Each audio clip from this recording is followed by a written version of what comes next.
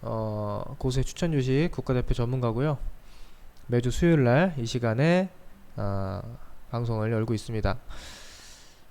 자, 제가 지난주 방송에서 단도직입적으로 시작부터 안 좋게 말씀을 드렸고, 뭐 녹화로 확인하신 분들도 계시겠지만은 녹화 여기 보시면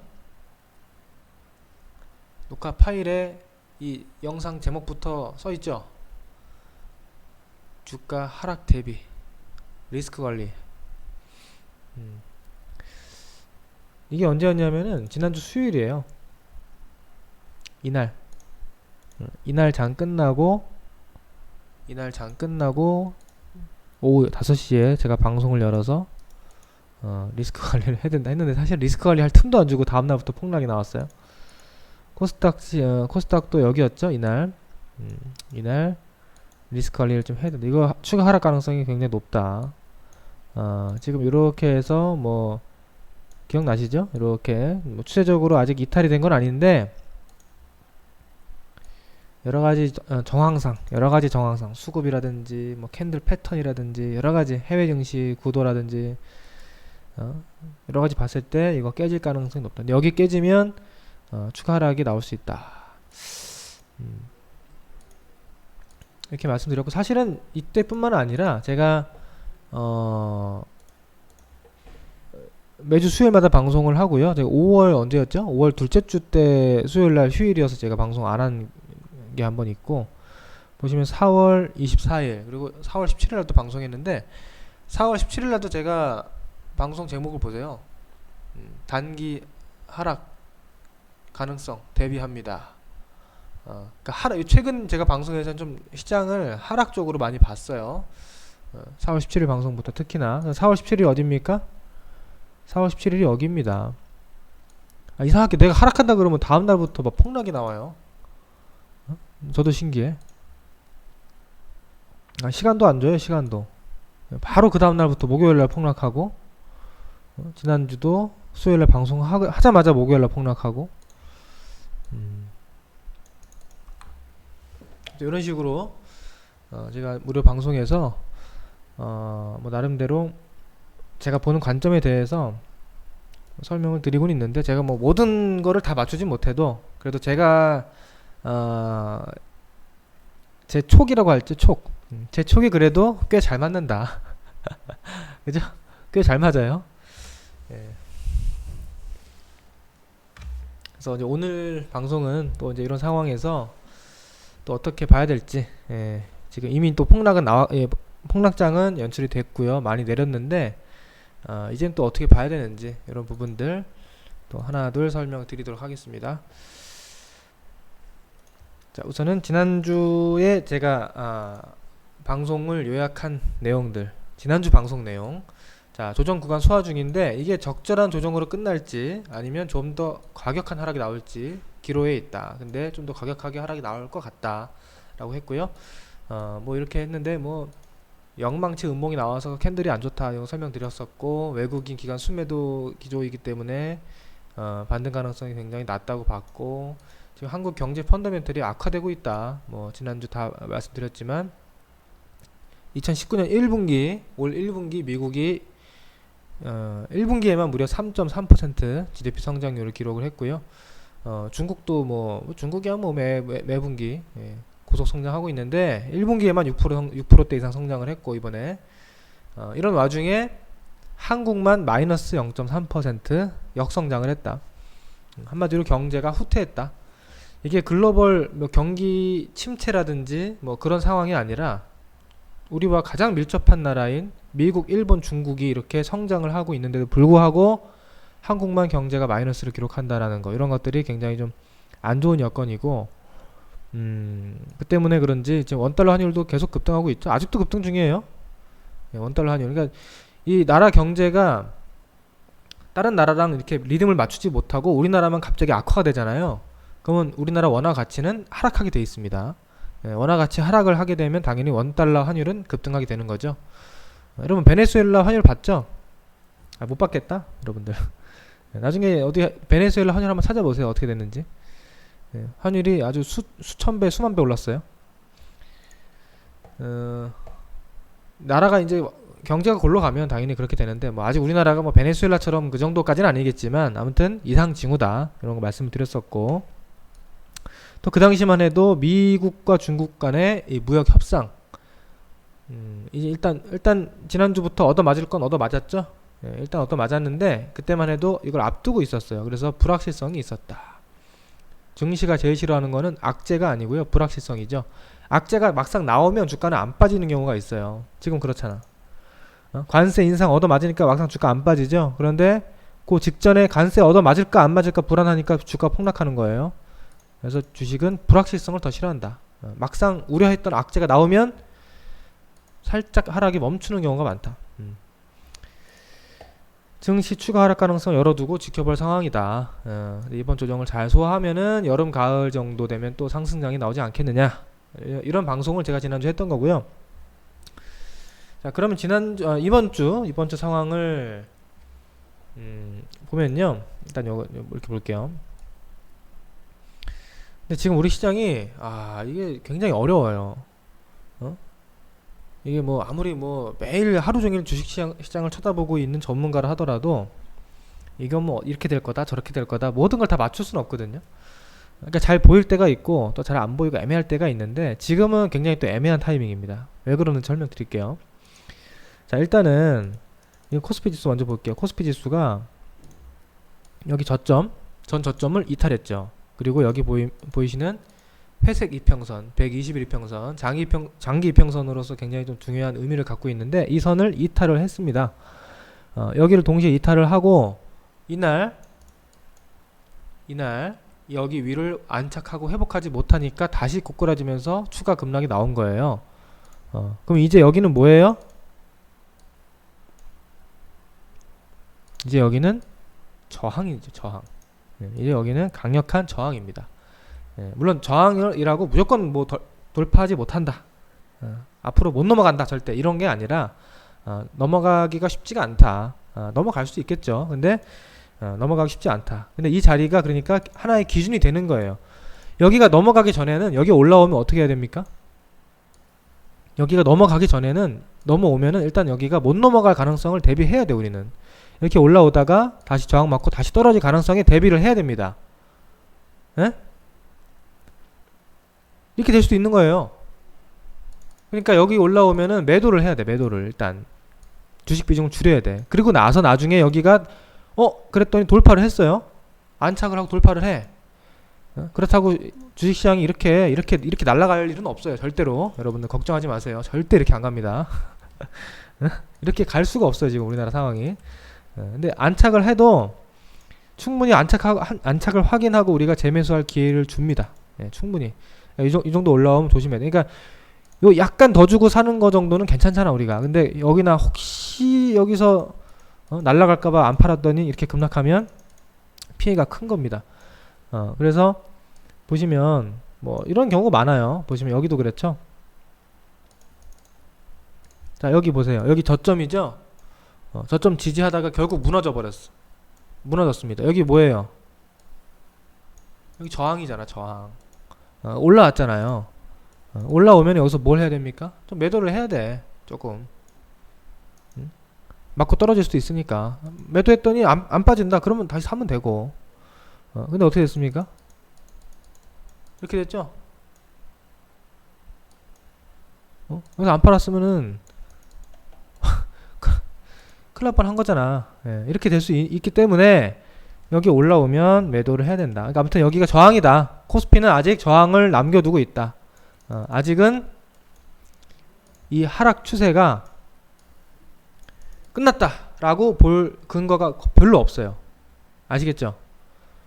근데 만약에 이런 자리에서 아직 저항을 못 넘겼어도 막 외국인 기관이 강력하게 매수를 하고 개인이 막 투매해서 크게 매도하고 이런 상황이면은 또 몰라요. 그러면은 이거 개인들이 항복을 했기 때문에 여기가 바닥으로 남고 여기 돌파할 수도 있습니다. 제가 이렇게 예상을 할 텐데 어때요?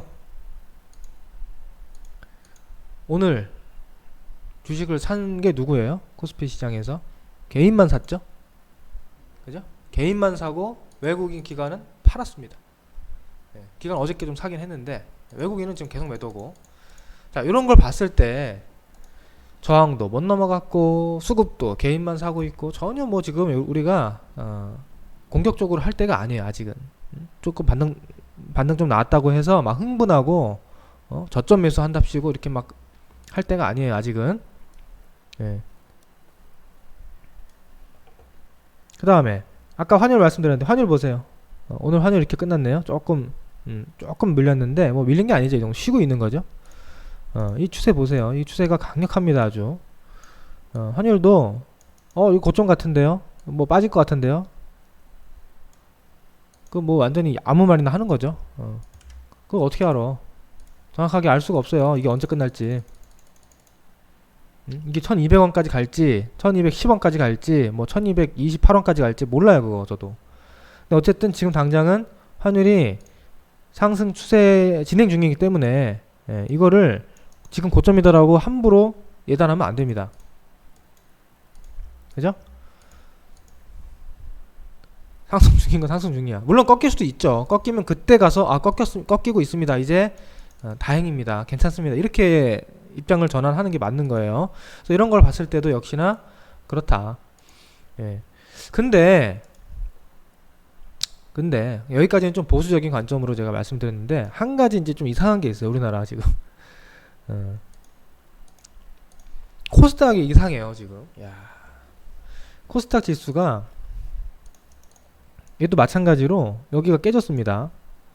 이번 주에 여기 전 저점이 이탈되고 장기 이평선 121선도 이탈되고 이건 진짜 정말 큰일 날 수도 있는 자리였어요. 사실. 근데 어저께 일단 소폭 반등 시도는 나왔죠. 근데 여기가 어제 이 자리가 넘어서지 못했기 때문에 제가 아까 코스피에서 설명드린 그 관점대로 저는 여기가 못 넘어가면 오늘 자칫 재수없으면 다시 밀릴 수도 있다라고 봤어요. 이렇게.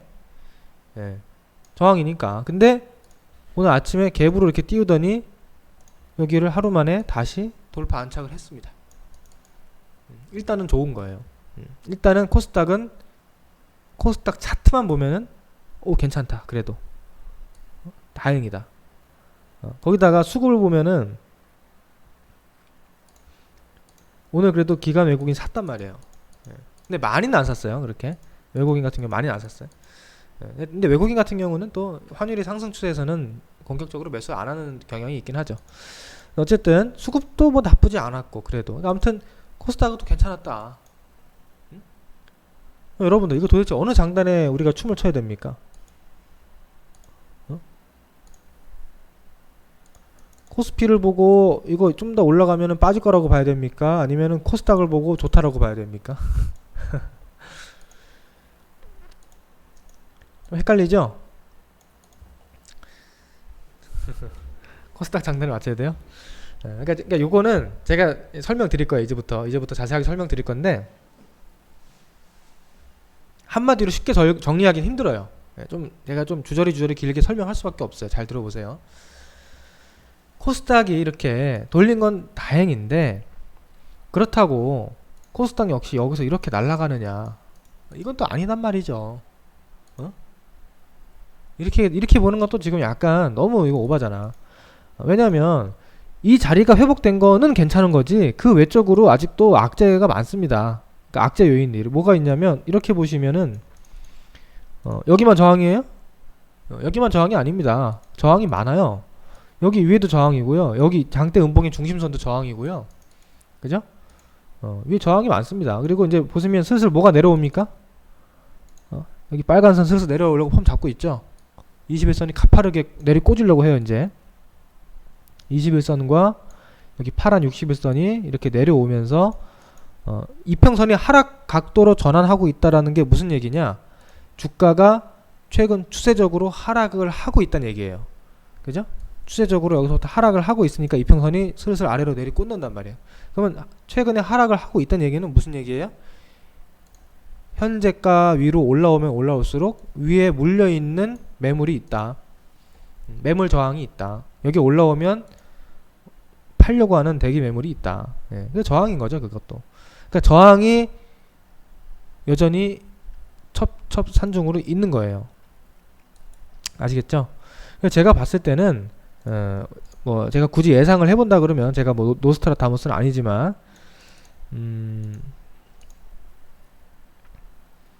코스피가 이 자리가 넘어가기가 그렇게 쉽진 않다고 보거든요, 당장은. 예, 그러면 여기, 그러니까 코스피가 이 정도 올라오면 저항을 맞고 흔들릴 수가 있어요. 이렇게 뭐 이렇게 흔들릴 수도 있고, 뭐 이렇게 흔들릴 수도 있고, 뭐 어떻게 흔들릴 수 있겠죠. 그러면 그 정도 리듬에 맞춰서 코스닥도 올라오면 또 이렇게 흔들린다.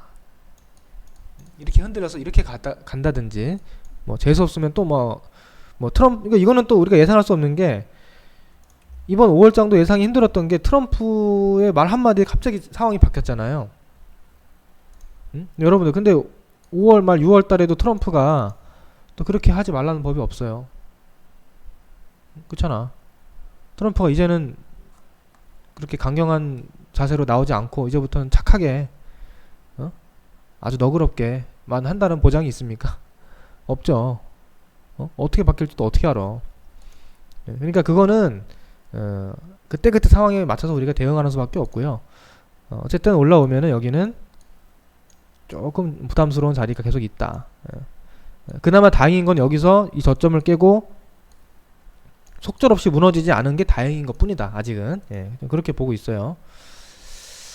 그리고 지금 반등 나온 자리가 대략 이런 자리죠. 이런 자리. 예, 이런 자리. 그러니까 여기가 깨졌지만 예, 이 자리를 좀 추세적으로 한번 지지를 한 거예요. 예. 이 추세선이 앞으로 어떻게 끝까지 지켜질지 또 그것도 봐야 될 문제죠. 나중에 여기가 위로 올라갔다 내려서 눌리면 이 자리가 계속 지켜지는지를 봐야 됩니다. 아시겠죠? 예? 나중에 만약에 이런 자리가 지켜지고 다시 양봉이 강력하게 나온다. 그러면서 여기서 이제 외국인 기관 매수가 들어온다. 그러면 아주 장이 좋아지는 거야. 그때는. 그때는. 그러니까 지금은 올라간다 흥분하면 안 되는 타이밍이고, 다시 한번 눌렸을 때 쌍바닥을 찍고 가면 그때 좋은 거예요. 요게 이제 뭐 나중에 가봐야 되겠네. 예. 아무튼 요 정도 시나리오를 제가 열어두고 있습니다. 예. 그리고 또 이제 뭐가 있냐면, 우리나라만 볼 게 아니에요. 지금 코스피도 코스피 따로 코스닥 따로 이상하다 그랬는데, 이럴 때 한번 또 우리가 해외를 봐줘야지. 응? 우리나라만 봤을 때 이상하면 해외를 봐줘야 되죠. 이평선이 다 어디 갔냐? 아이고,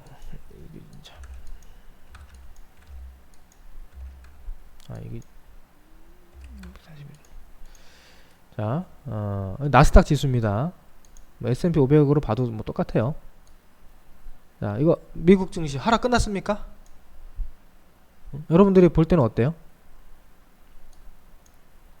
그냥 지금 상황에서 객관적으로 봤을 때 바닥 찍은 것 같아요? 전혀 바닥이라고 할 만한 근거가 없죠. 물론 바닥일 수도 있어요. 절대 바닥이 아니란 얘기가 아니라, 객관적으로 지금 당장은 바닥이라고 볼 만한 근거가 굉장히 부족하다. 왜? 아니, 심지어 5일선 안착도 안 됐잖아요. 여기 지금 뭐예요? 빨간 선, 굵은 선으로 이렇게 하면 이 5일선 안착 돌파도 안 됐는데 어떻게 바닥이라는 거를 우리가 예단을 합니까? 이러다가 여기서 다시 빠질 수도 있는 거잖아. 이렇게 뭐 안 빠질 수도 있고, 아직 불확실하다는 거죠. 불확실하다.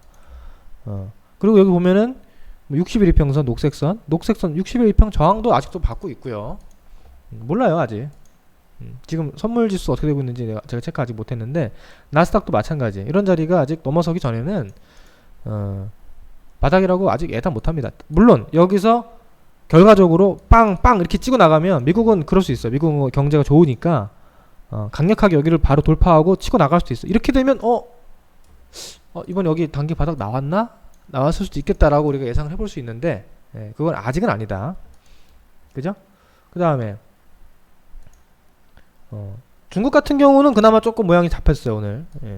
중국은 그냥 모양 잡혔는데, 중국도 글쎄요, 여기서 뭐 다이렉트로 여기를 회복한다라고 보기에는 아직은 좀 섣부른 것 같아요.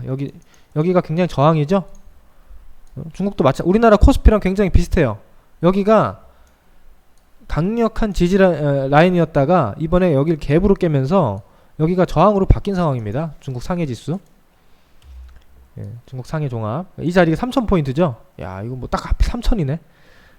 딱 3천이 딱 3천. 이 3천이 이번에 또 돌파가 되는지 아니면 돌파 안 되고 밀리는지 이런 것까지 확인을 해 봐야 된다. 그래서 이런 거 봤을 때 전체적으로 보면은 제가 다시 정리를 해 드릴게요. 자, 우리 시장 단기간 폭락한 후에 일단 기술적 반등이 들어오고 있다.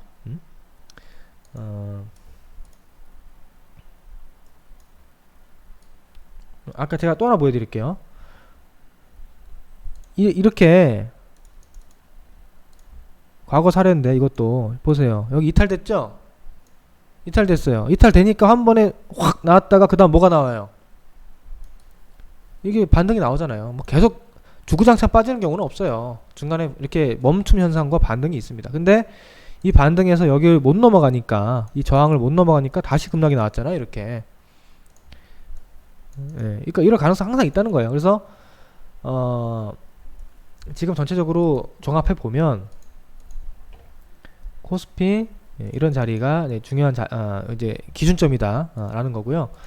기술적 반등 구간인데 코스피 전저점과 121선 이탈 후에 아직 회복을 못했다.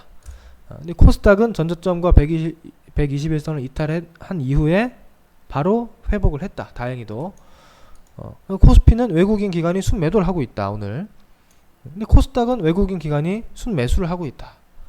이게 같은 우리 한국 증시인데 너무 다르다. 양시장이. 예. 해외 증시를 보니까 중국이나 뭐 미국이나 이런 주요 해외 증시를 봐도 아직 하락 추세 마무리로 보기에는 좀 이른 상황이다. 그리고 원달러 환율도 여전히 상승 추세가 진행 중이다. 그래서 명확한 판단이 쉽지가 않다. 명확한 판단이 쉽지가 않아요. 지금 제가. 근데 제가 조심스럽게 예상한 건 아까 말씀드렸던 시나리오 이렇게 올라왔다가 좀 눌리면서 뭐 다시 바닥을 확인하든지 뭐 추가 하락을 하든지 뭐 어떻게 하든지 아무튼 이런 자리를 한번 의식하고 되눌릴 가능성이 있다. 그리고 코스닥도 여기는 지켜냈지만 여기는 회복했지만 이 자리가 조금 부담스러운 자리다. 이런 자리들. 뭐 이렇게 되는 가능성 이렇게 한번 그려봤고요. 자, 근데 한 가지 확실한 건 뭐냐면 코스닥이 좋아요. 네? 이건 명확하죠. 코스닥이 개별주가 좋습니다. 그죠? 이 얘기는 제가 조금 이따 하죠. 자, 아무튼 여기까지 지금 몇 시에요? 5시 26분. 여기까지 시장에 대한 전체적인 분석과 전망 이해된다 하시면 3번 눌러보세요.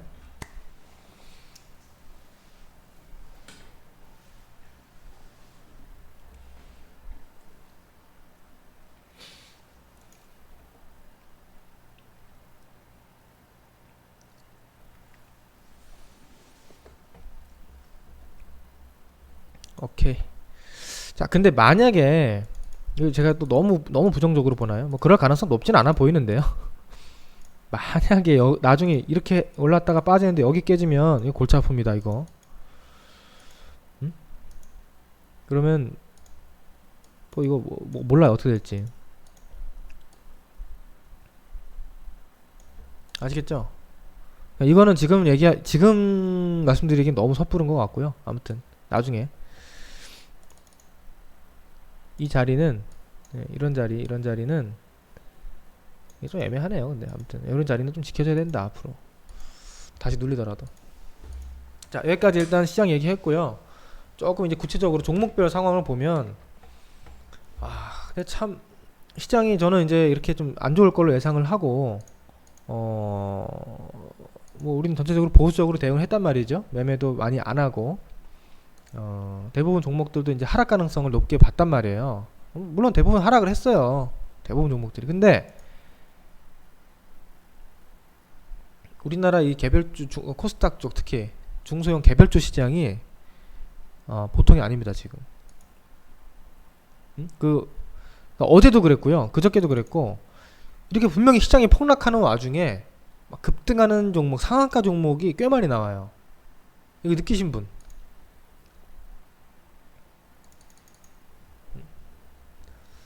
그런 걸 좀 느끼면서 대응하신 분 계세요? 도끼님은 느끼셨을 거야. 네. 아니 분명히 장이 이렇게 무너지고 신저가를 갱신하는 장에서는 상한가 종목도 많이 나와봐야 한 두세 개 보통 뭐 안 나올 때도 있고 하나 뭐 이렇게 나와야 되는데 아니 뭐 상한가 종목이 다섯 개 여섯 개씩 나오고 막 뭐 거의 준 상한가까지 가는 종목들이 막 열 몇 개씩 나오고 뭐 이래요. 그러니까 그 얘기는 뭐냐면 지금 분명히 장은 안 좋고 우리나라 경제도 안 좋은데 이 주식시장에서 뭐 그 경제 아 그래요. 경제 경제 논리가 아니라 경제 논리가 아니라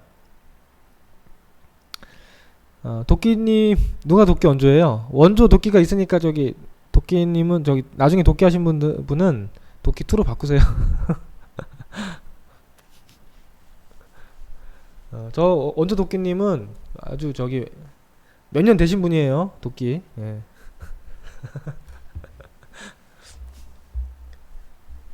보통 원조가 아니니까 예. 뒤에 오신 분이 양보하셔야 돼.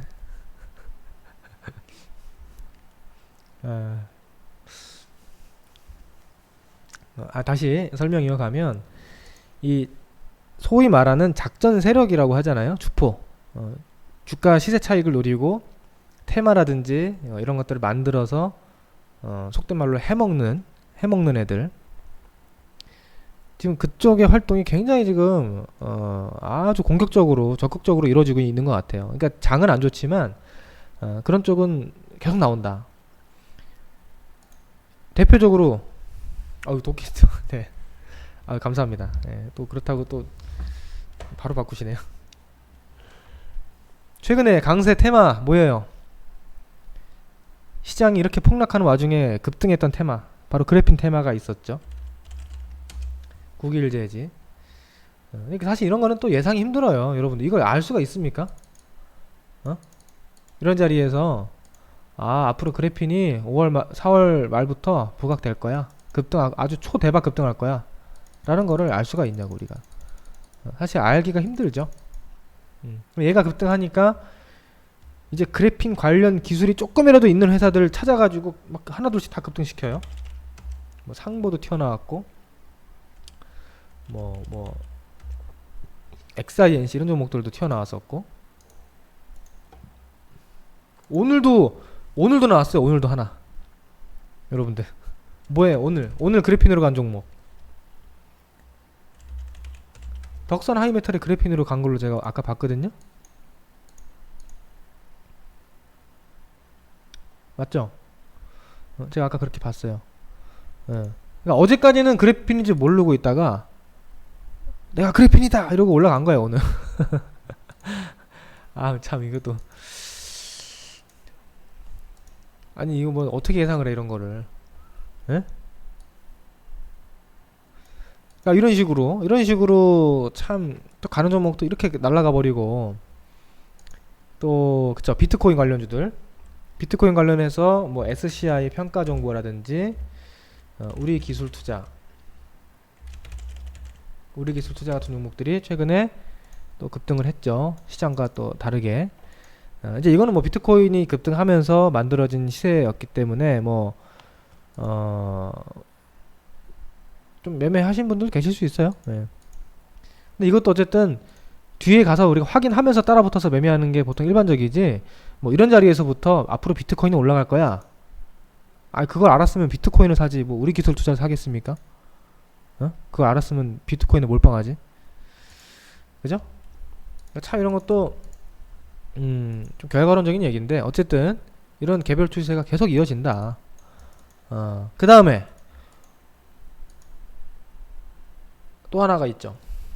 오늘 히트친 애들. 그러니까 지난주부터 이번주 장 폭락할 때 안 빠지고 잘 버티다가 오늘 완전히 그냥 들고 일어난 섹터 어디에요? 오늘 완전히 그냥 슈팅을 보여준 그쵸 5G. 아이씨 왜 이래. 이 오이솔루션 같은 애들이 장이 흔들릴 때 이렇게 좀 빠지긴 빠졌어요, 조금씩. 근데 솔직히 이런 자리에서 장이 무너지는데 이런 종목을 공격적으로 매수해서 급등 가능성에 기대한다는 거는요, 뭐 저만 힘든지 모르겠는데 저는 굉장히 힘들다고 봐요. 여러분들 그렇지 않아요? 뭐 여기서부터 매수해가지고 보유하고 있었던 사람들은 뭐 수익이 많이 나고 있고 매수 단가가 안정적이니까 뭐 그냥 계속 보유할 수 있다고 치더라도, 이거를 최근에 이런 자리에서 매수해가지고 장 빠져도 갑니다 라고 자신있게 외칠 사람이 얼마나 되겠습니까? 오히려 팔죠. 오히려 팔아야 정상이라고 봐요. 저는 수익 실현 좀 하고 비중을 줄이든지, 장이 무너지는데 이러다 언제든지 무너질 수 있잖아, 이렇게. 그죠? 근데 이런 종목이 꾸역꾸역 버티더니 오늘 이렇게까지. 그러니까 이게 참 뭐냐면, 이런 걸 뭐라고 합니까? 또 빠지는 종목들은 다 빠져요. 그러니까 보시면 우리나라 시장의 종목들 2000개 종목이 있는데 쭉 보시면 지금 2000개 중에 거의 1500개는 하락 추세예요, 대부분. 정확하게 몇 개인지 모르겠지만 과반수 훨씬 이상이 하락 추세에 있습니다. 하락 추세는 얘기 뭐냐면 이렇게 내려가고 있다는 얘기예요. 최근에 몇 개월, 뭐 한 1, 2개월 내에. 예? 근데 또 가는 종목들은 이렇게 아주 그냥 폭등을 해버립니다. 2배 이상. 예, 그러니까 지수가 오늘 같은 날 간 거예요, 사실. 그러니까 이게 지수가 이렇게 코스닥이 이렇게 잘 버티고 금방 회복된 게 전체적으로 골고루 강해서 그런 게 아니라 저런 특정 종목들 영향이 좀 많이 반영이 돼 있다. 그러니까 저런 종목을 보유하고 있지 않다면 실질적으로 지수가 이렇게 회복하는 만큼의 체감을 느끼기는 힘들다, 그 얘기입니다. 예. 근데 쉽지가 않죠. 쉽지가 않아요, 막상. 또 오늘 뭐예요?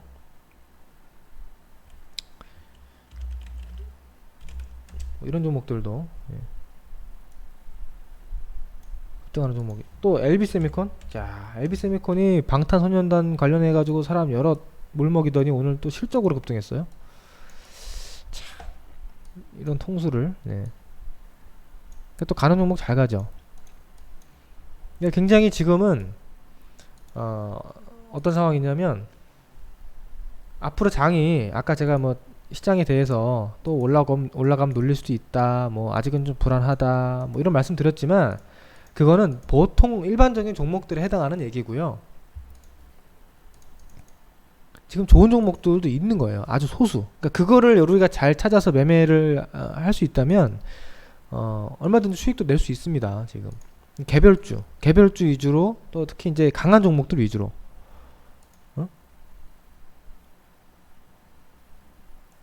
내일은 또 어떤 종목이 부각이 될지 또 내일 봐야 되겠죠. 그때그때 이슈에 따라 탄생을 하는 거니까.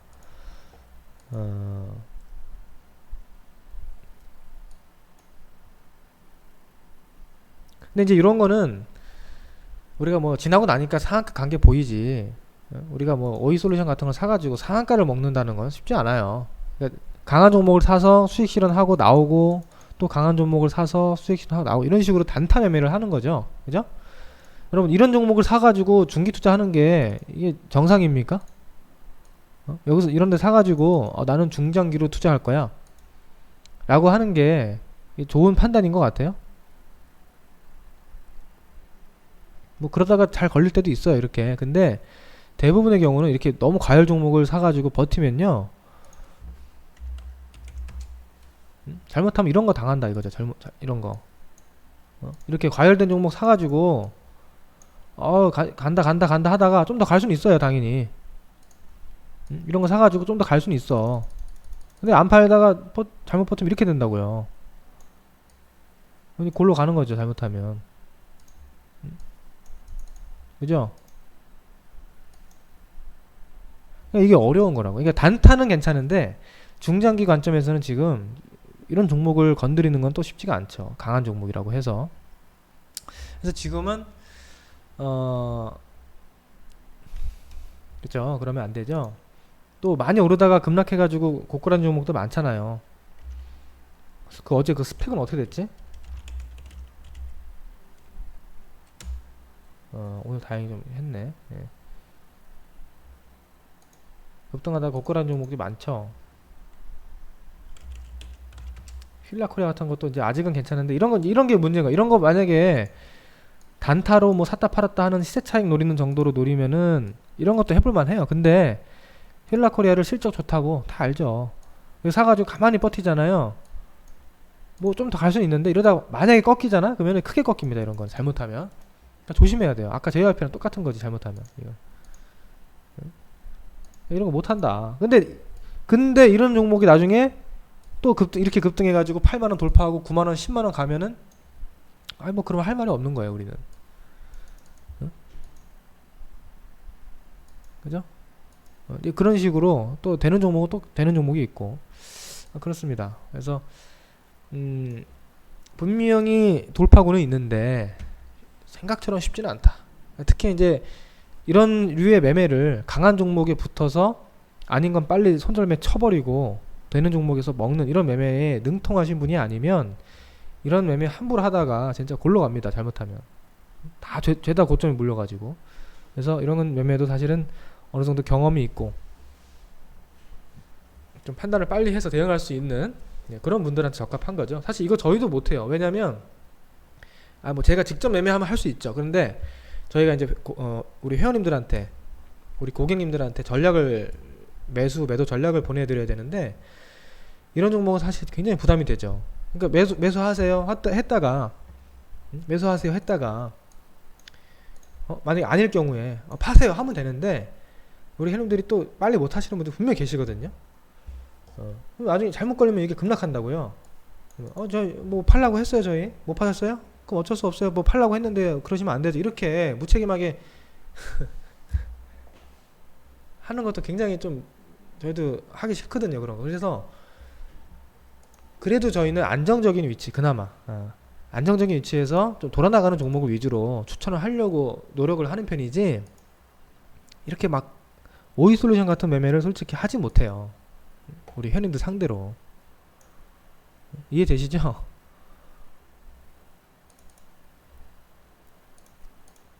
막상 그런 걸 못한다. 바로바로 내가 보고 판단하고 아닐 때 바로 잘라낼 수 있는 그런 상황에서 이걸 해야 되는 거지. 굉장히 무책임한 리딩이 될 수 있어요. 이런 거는 좀 능력이 되시면 하면 돼요. 근데 보통 이제 초보자분들은 이런 거는 웬만하면 하지 마시고요. 그냥 지켜만 보세요. 이렇게 강한 종목들이 어떻게 가는지는 지켜만 보세요.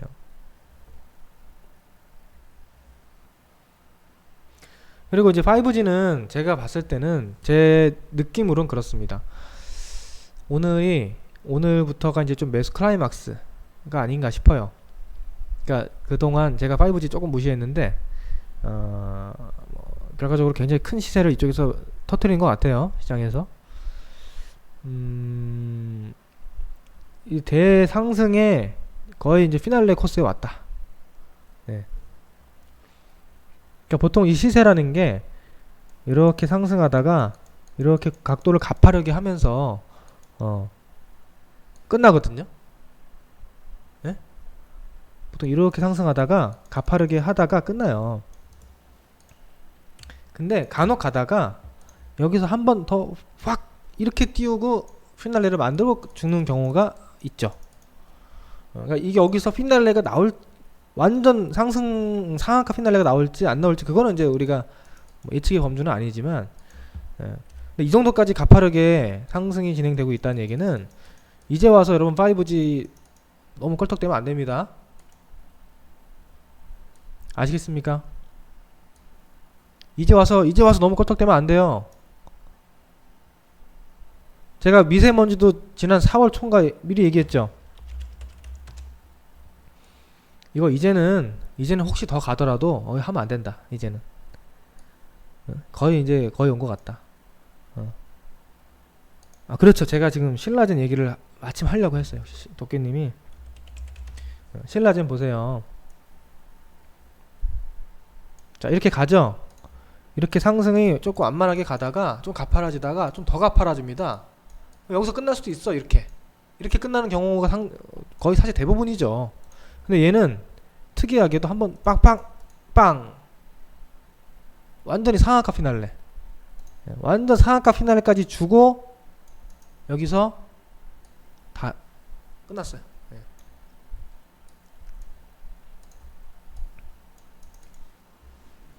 그러니까 이제부터 5G는요. 그러니까 지금 뭐예요? 그 오이솔루션 덕분에 5G 종목들이 오늘 다 같이 올랐단 말이에요. 그죠? 얘만 오른 게 아니에요. 뭐 서진 시스템도 올랐고 뭐 또 뭐가 올랐습니까? 뭐 KMW도 올랐고 뭐 윈스도 올랐고 많이 올랐죠. 근데 결국 오이솔루션이 꺾이면서 파동이 일그러지기 시작하면 다른 종목들도 덩달아서 못 갑니다. 네, 그럴 수 있어요. 그러니까 5G는 당분간 조금 경계하면서 보는 게 좋지 막 간다고 따라가지 마세요. 네? 올라오면 단타로만 그냥 슬쩍슬쩍 들어갔다 팔아 제끼고 사가지고 가만히 갖고 계시거나 그렇게 하시면 안 됩니다. 아무튼 그렇다 5G는.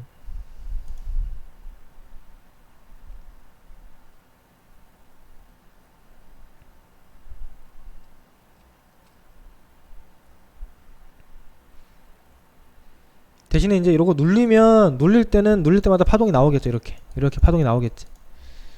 예. 아까 신라젠도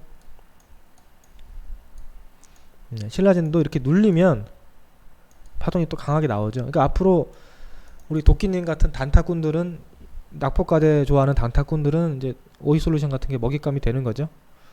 딱 지켜보다가 올라갈 때는 지켜보다가 이제 투매 나와서 막 무너지기 시작하면은 또 분할 매수 한번 하면은 반등 나오고 이런 구간 나올 수 있어요. 네, 이것도 초보자는 함부로 하면 안 되죠.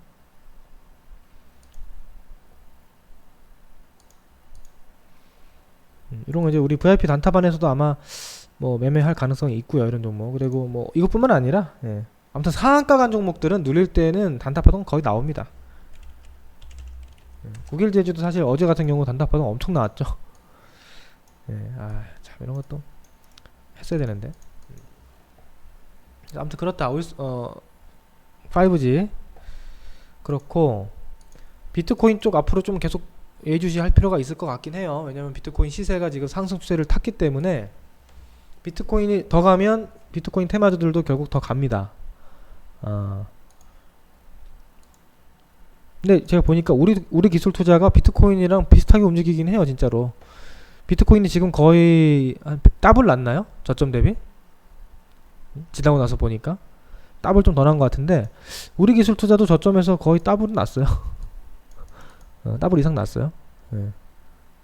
비트코인이랑 궤적이 비슷한 것 같긴 해요.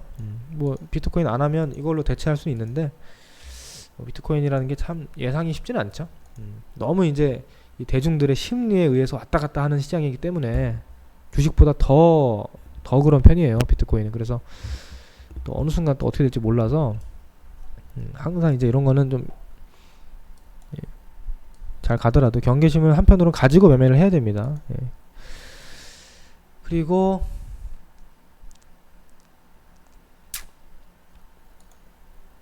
또 오늘 어떤 종목들이 실적, 참 오늘 실적 발표했죠. 오늘 5월 15일 1분기 보고서 제출 마감 시한입니다. 오늘까지 거의 대부분 기업들이, 그러니까 실적 발표라기보다는 분기 보고서를 제출해야 되는데 거기에 실적이 다 나와요. 여러분들 지금 가지고 있는 보유 종목 중에서 나는 내 종목은 실적 발표 안 했는데, 그거는 내가 잘못 확인 안 한 거예요. 오늘 실적 다 나왔습니다. 아시겠죠? 오늘까지 실적 안 나온 종목 거의 없어요. 최근에 상장했거나 뭐 최근에 그 IFRS 연결 기준으로 전환한 회사 아니면 다 나왔어요. 각자 자기가 보유한 종목들, 내가 뭐 물려있는 종목들이라든지 실적이 어떻게 나왔는지를 확인하셔야 되는데, 여러분 그것도 모르죠. 실적 어떻게 확인하는지도. 참 가끔씩 이런 거 좀 강의해드려야 돼.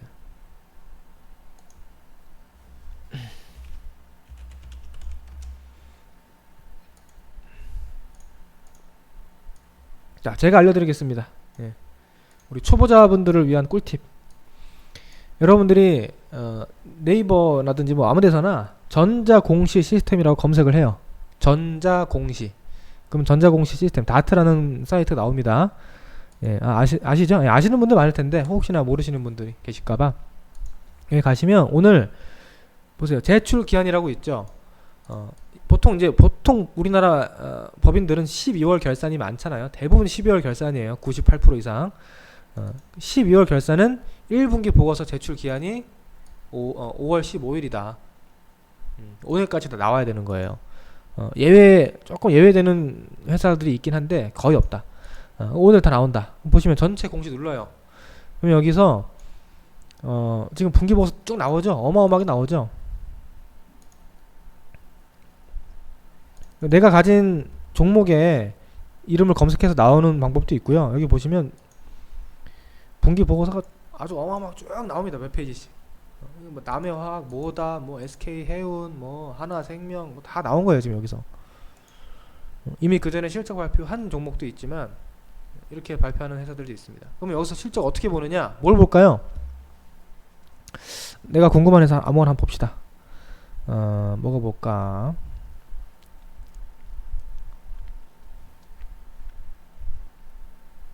SPC 삼립 볼까요 한번? 이렇게 눌러요. 분기보고서 나오죠. 그럼 여기서 연결 재무제표 이거 누릅니다. 재무제표 나와요. 근데 만약에 연결 재무제표가 없는 회사가 있어요. 그거는 그냥 재무제표를 누르면 됩니다. 근데 보통은 연결 재무제표가 있으면 연결로 보는 게 맞아요. 밑에 계열사 자회사들의 이 뭐 여러 지분법 위기라든지 이런 것들 다 총괄된 실적이 연결 실적이니까 보통 연결을 봐야 되고요. 여기 보시면 이제 연결 손익 계산서라고 나옵니다. 여기서 우리가 봐야 되는 거는 매출, 영업이익, 그리고 당기순이익. 당기순이익 중에서도 지배기업의 소유주에게 귀속되는 당기순이익. 요걸 봐야 됩니다. 그러면 이제 보시면 이 우측 51기는 작년 1분기 실적이에요. 예, 작년 1분기 실적. 그리고 이거는 올 1분기 실적입니다. 자, 보세요. 매출액이 늘었네요. 100만, 1000만, 억, 10억, 100억, 1000억, 100만, 1000만억, 10억. 매출액이 5160억에서 5730억으로 매출액이 늘었습니다. 좋네요. 여기까지는. 근데 영업이익을 봤더니 영업이익이 113억에서 95억으로 줄었네요. 그죠? 영업이익이 감소했습니다. 그리고 순이익을 봤더니 순이익이 84억에서 57억 8천만원, 약 58억으로 급감했네요. 그러니까 SPC 삼립은 실적이 안 좋아졌다. 이렇게 나오는 겁니다. 예?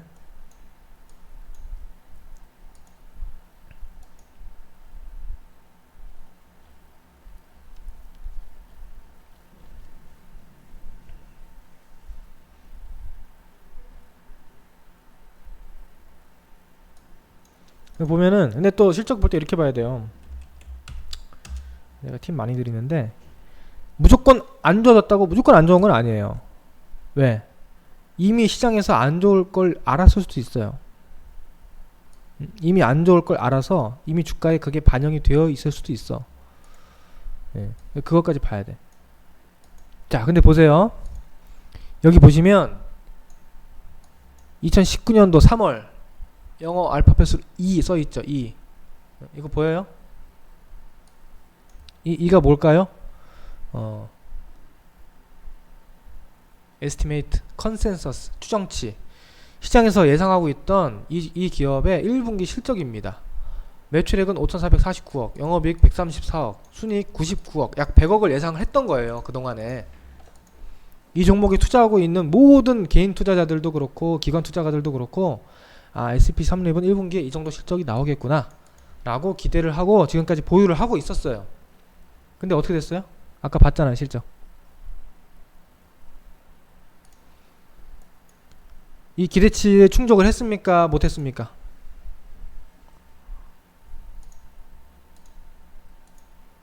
엄청 못했죠? 네?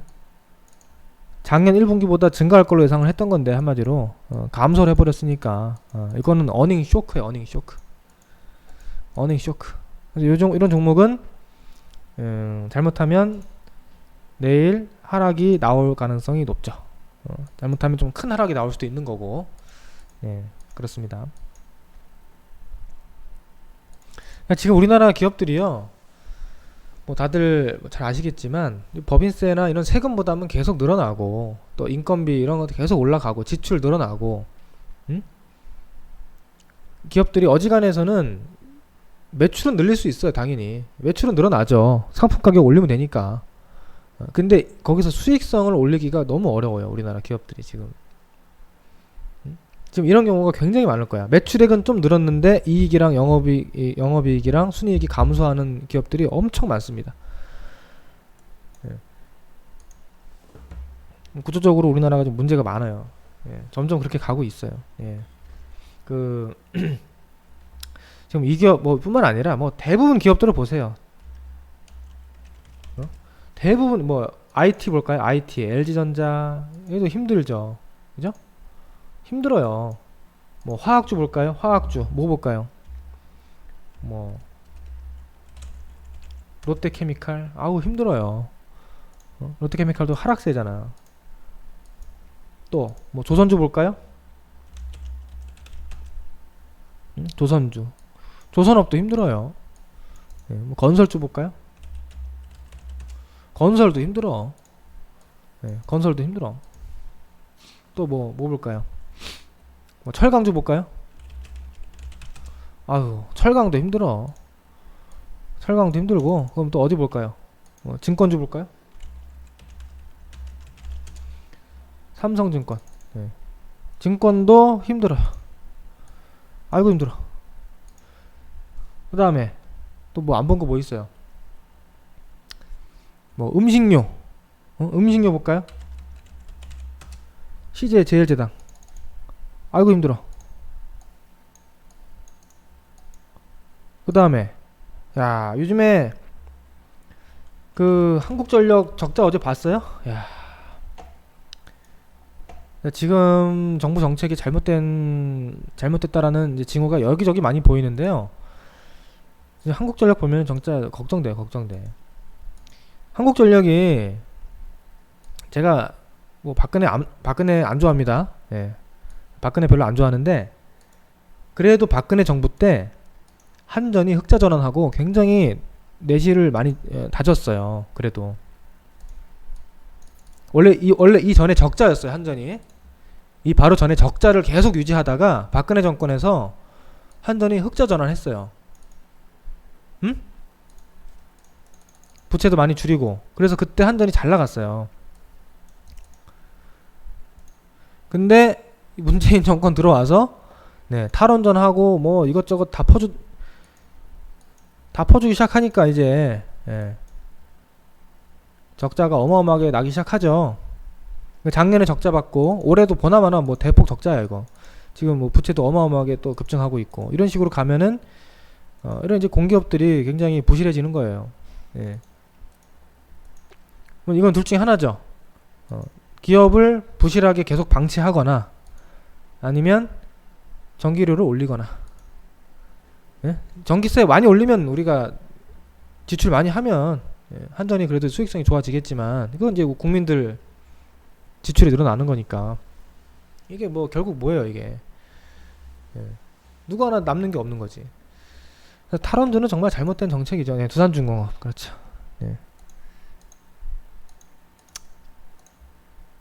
원자력 발전을 제대로 다시 돌리지 않는 이상 한전이 수익성을 개선하기에는 힘들다고 봅니다. 두산중공업이 뭐 문재인 정권의 가장 큰 피해주 중에 하나죠. 완전 이건 직접적으로 타격을 입은 종목이죠. 완전 맛이 간 거야 이거는.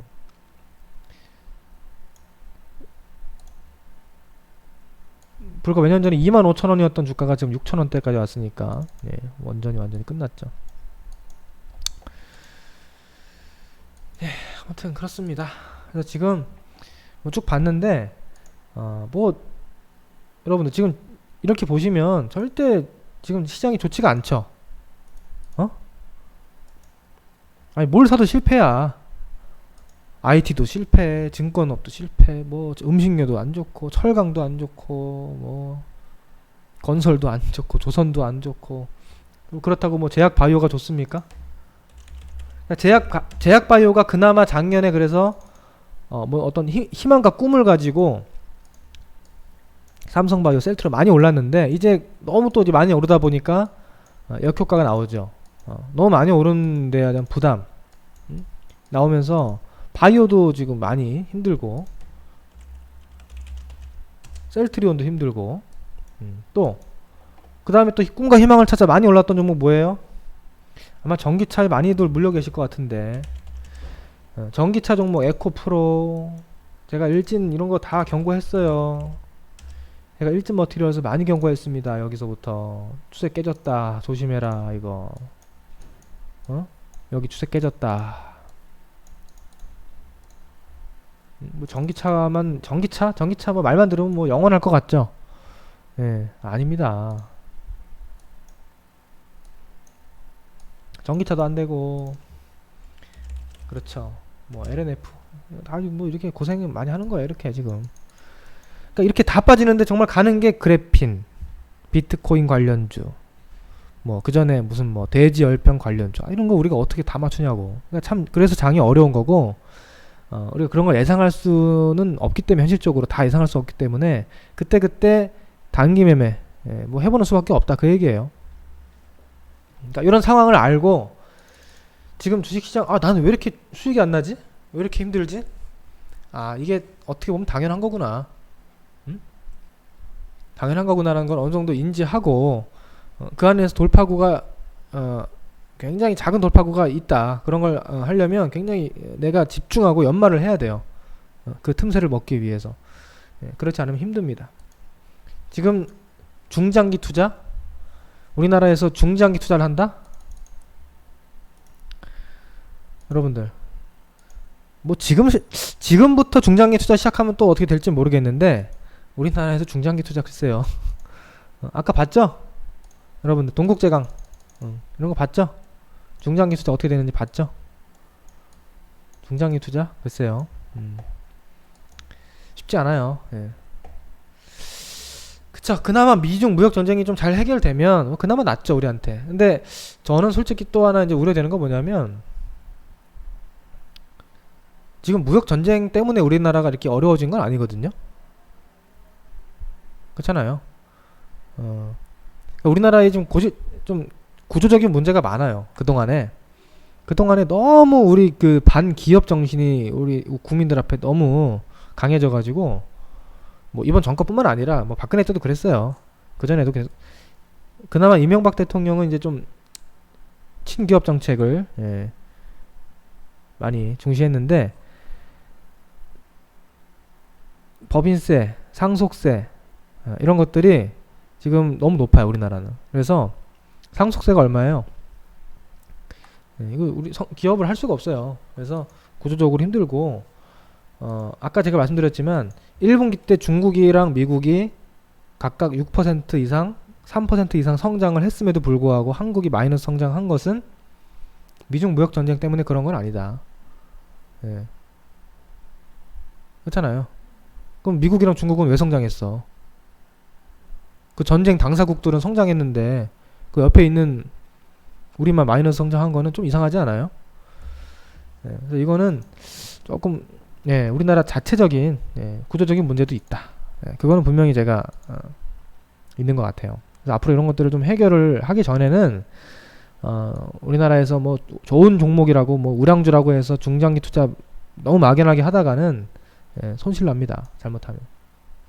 아시겠죠? 오늘 방송은 여기까지.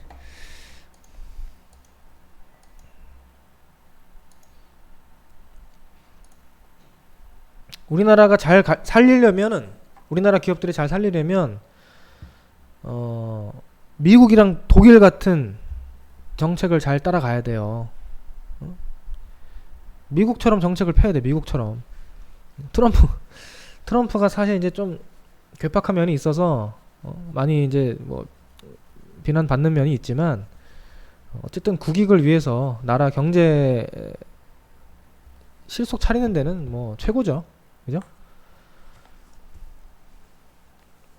나라가 부강해지고 막강해지는 게 최우선이지 뭐. 예, 그런 것도 좀 본받았으면 좋겠어요.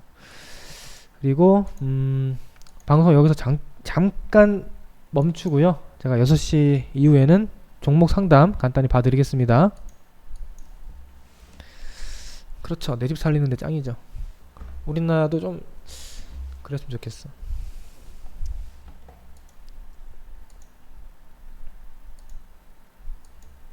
자, 녹화는 여기서 끌게요. 오늘 고생하셨습니다. 네, 다들 인사 남겨주시고, 오늘 제가 좀 설명이 길어진 것 같은데, 1시간 동안 고생하셨습니다. 네, 수고하셨고요. 본 방송 여기서 마치겠습니다.